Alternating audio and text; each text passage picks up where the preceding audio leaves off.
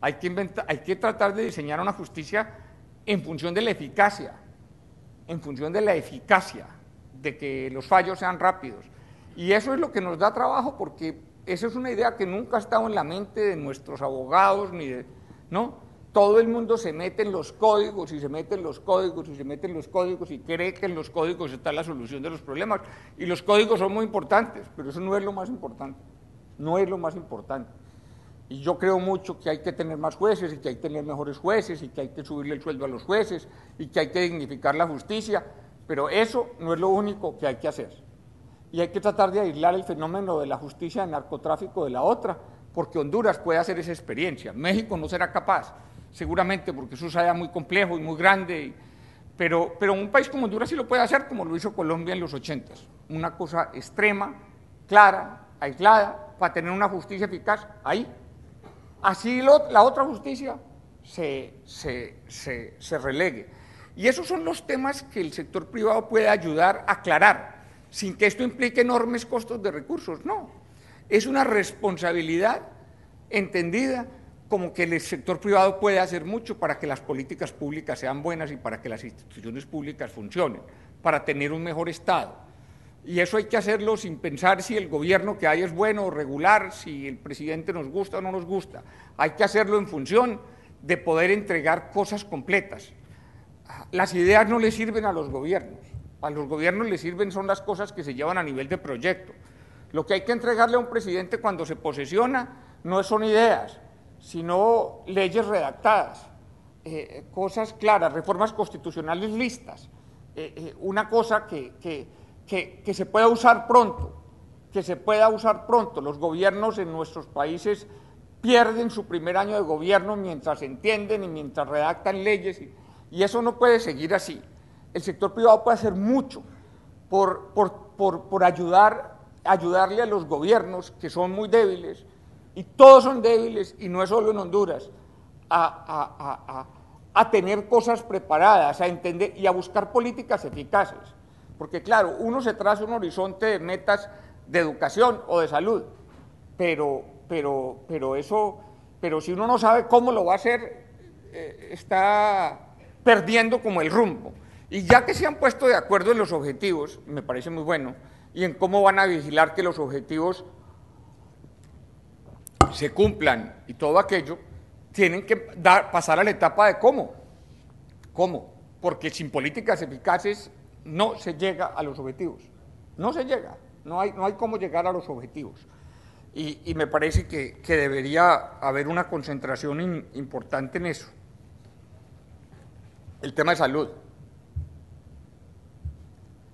Aquí voy a decir algo que suena duro, pero el tema de la salud no se resuelve dándole plata a los hospitales públicos, porque ese es un esquema que se está agotando y que se agotó.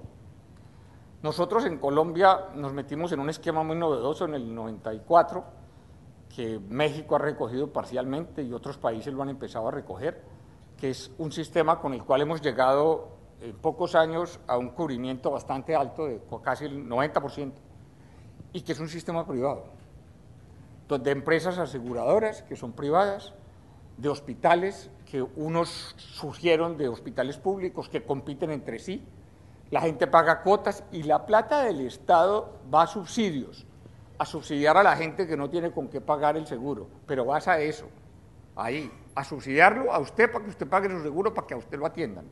No va a darle plata a los hospitales públicos ni a trazarse metas de que es que las cirugías, no sé qué, no. Hay que concebir un sistema que funcione bien y que la plata del Estado se vaya a subsidiar a la gente que no tiene con qué pagar un seguro o un servicio de salud. Y otra vez volvemos al tema de los subsidios. Por favor, piensen en eso. El presidente de Ecuador está haciendo un esfuerzo extraordinario en materia de salud, pero el sistema no le responde, porque es un sistema público que está frenado, que está anquilosado, la consulta externa no le funciona. Entonces hay que pensar en un sistema de salud que funcione para Honduras y con el cual se pueda aumentar el cubrimiento y que la plata pública no se vaya a las instituciones, sino a la gente, al subsidio para que usted tenga un buen servicio médico. Y yo le pago su seguro, yo se lo pago, o le pago la mitad o le pago una parte, y a eso se va la plata del Estado. No se va a tratar de hacer eficientes instituciones que se han ido deteriorando a lo largo de los años y que van perdiendo su capacidad de cumplir esa función.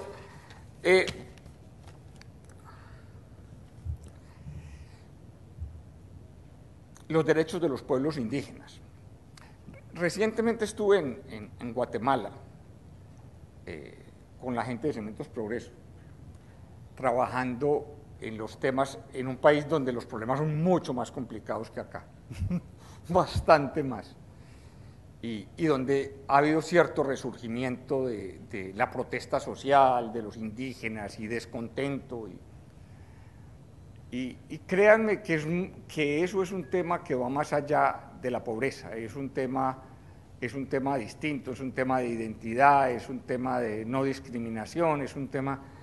Y hay muchas cosas que se pueden hacer que no cuestan mucha plata, muchas cosas por reconocer, porque claro, en un país como Honduras, pues el tema de la tierra es supremamente complejo, pues porque tampoco es que la tierra, entonces decir que uno les va a dar la tierra, pues es supremamente difícil, pero no es difícil enfocar, cuando uno tiene un sistema de subsidios como fuente de resolver los problemas del Estado, uno puede focalizar mucho más dónde hace las cosas y le puede dar prelación a los grupos indígenas, por ejemplo, si uno lo quiere hacer. Lo que es muy difícil es entregarle la plata a las instituciones y decirle, oiga, ayúdeme a resolver el problema de tal parte, eso no ocurre. La focalización es mucho más fácil cuando uno maneja subsidios. El tema de la justicia indígena, la gente dice, no, eso es imposible, una justicia paralela, no, eso es imposible, mentiras.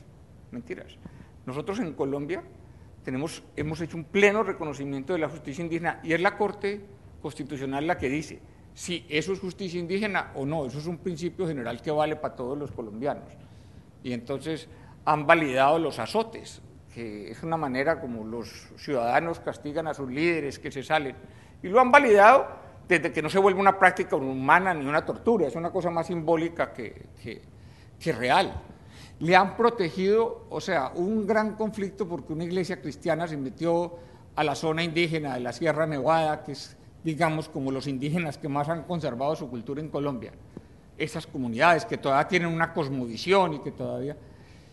Dijo, no, esa iglesia tiene derecho a ir a predicar su religión allá, pero esos señores tienen derecho a que no les construyan una iglesia en su resguardo.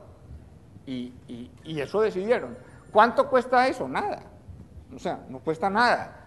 Entonces, respetarles a los indígenas una cantidad de cosas en términos educativos es muy simple. Producir textos en ciertas lenguas que son muy generalizadas sirve. Los mayas todavía están vivos, tienen su cultura, hay cómo ayudarles a conservar parte de esa cultura. Uno de los problemas que ha habido en México es para que ese país entienda que es que hay gente que no se quiere volver como todos los mexicanos, que quiere conservar parte de su cultura y que eso no es un problema nomás de pobreza, que hay un problema cultural real y que hay una movilización mundial para que los indígenas sean protegidos y para que los indígenas no se integren, y eso no lo podemos evitar, ¿cierto? Eso no lo podemos evitar.